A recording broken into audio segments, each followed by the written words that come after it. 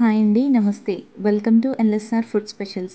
ఈరోజు మన ఛానల్లో మంచి రుచికరంగా రొయ్యల గుడ్ల కూరని ప్రిపేర్ చేస్తున్నానండి. ఇదైతే మా ఫ్యామిలీ మెంబర్స్కి favourite recipe.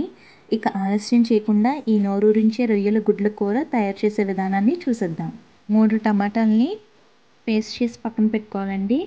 1 tablespoon ginger garlic paste, అలాగే కట్ చేసి పెట్టుకున్న పచ్చిమిర్చి, 3 లేదా 4 ఉల్లిపాయల్ని చిన్ని పీసెస్గా కట్ చేసి పెట్టుకోవాలండి. కొంచెం కొత్తిమీర, పైనున్న పొట్టు తీసి శుభ్రంగా ఉప్పుతో క్లీన్ చేసి పెట్టుకున్న రొయ్యలు, అలాగే 4 గుడ్లు.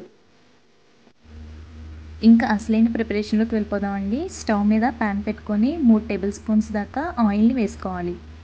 ఇప్పుడు 1/2 టేబుల్ స్పూన్ పసుపుని యాడ్ చేసుకుందాం. ఇప్పుడు మనం ముందుగా క్లీన్ చేసి పెట్టుకున్న రొయ్యలు ఏవైతే ఉన్నాయో వాటిని కూడా యాడ్ చేసుకోవాలి. ఈ రొయ్యలన్నిటిని కూడా బాగా ఫ్రై చేసుకోవాలండి. ఈ రొయ్యల్లో ఉన్న వాటర్ అంతా కూడా ఇంకేంత వరకు బాగా ఫ్రై చేయాలి.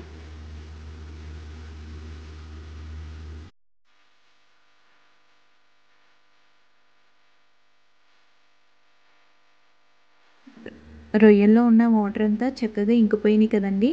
ఇప్పుడు వీటిని మరొక బౌల్లోకి తీసుకుందాం. ఇదే ప్యాన్లో ఎగ్స్ని కూడా యాడ్ చేసుకొని బాగా ఫ్రై చేసుకొని పక్కన పెట్టుకోవాలి.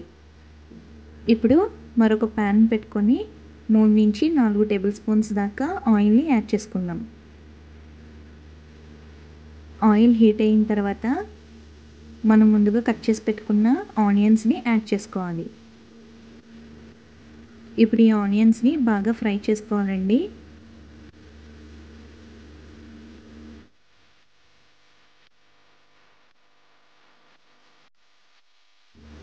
ఈ ఉల్లిపాయల్ని బాగా ఒకసారి ఫ్రై చేసుకొని ఒక 5 నిమిషాల పాటు మూత పెట్టుకొని మగ్గించుకోవాలి.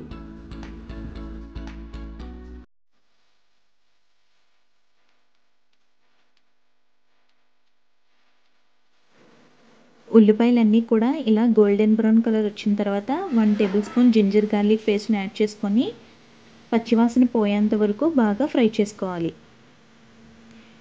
ఇప్పుడే పచ్చిమిర్చిని కూడా యాడ్ చేసుకొని బాగా ఫ్రై చేసుకుందాం. జింజర్ గార్లిక్ పేస్ట్ పచ్చివాసన పోయేంత వరకు ఫ్రై చేసుకున్న తర్వాత మనం ముందుగా పేస్ట్ చేసుకున్న టమాటా ప్యూరీని కూడా యాడ్ చేసుకొని ఒకసారి బాగా కలుపుకోవాలి. ఇలా చక్కగా ఒకసారి కలుపుకున్న తర్వాత పైన మూత పెట్టుకొని ఒక 5 నిమిషాల పాటు పచ్చివాసన పోయేంత వరకు మగ్గబెట్టుకోవాలి. ఇలా మగ్గిన తర్వాత 1.5 టేబుల్ స్పూన్ కారం, అలాగే 1/2 టీ స్పూన్ పసుపు, 1 టేబుల్ స్పూన్ ధనియాల పొడిని యాడ్ చేసుకొని ఒకసారి బాగా ఫ్రై చేసుకోవాలి. ఇలా చక్కగా ఫ్రై చేసుకున్న తర్వాత మనం ముందుగా ఫ్రై చేసి పెట్టుకున్న గుడ్లని అలాగే రొయ్యల్ని కూడా యాడ్ చేసుకొని ఒకసారి బాగా కలుపుకోవాలి. ఇలా చక్కగా అంతా కూడా కలిసే విధంగా కలుపుకున్న తర్వాత పైన మూత పెట్టుకొని ఒక 5 నిమిషాల పాటు మగ్గనిచ్చుకోవాలి.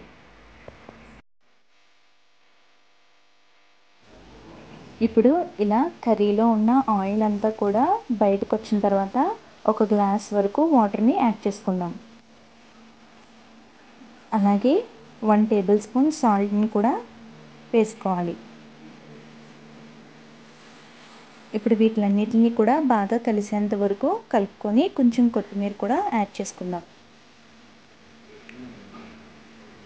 ఇప్పుడు ఈ వాటర్ అంతా కూడా దగ్గర పడిన తర్వాత 1 టేబుల్ స్పూన్ గరం మసాలాని యాడ్ చేసుకొని బాగా కలిసేంత వరకు కలుపుకోవాలి.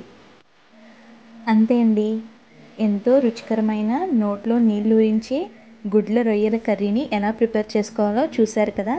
ఈ వీడియో కనుక మీకు నచ్చినట్లయితే లైక్ చేయండి, అలాగే మీ ఫ్రెండ్స్కి రిలేటివ్స్కి షేర్ చేయండి. మరిన్ని మంచి రెసిపీస్ కోసం మన ఛానల్ని సబ్స్క్రైబ్ చేసుకోండి. Thank you for watching.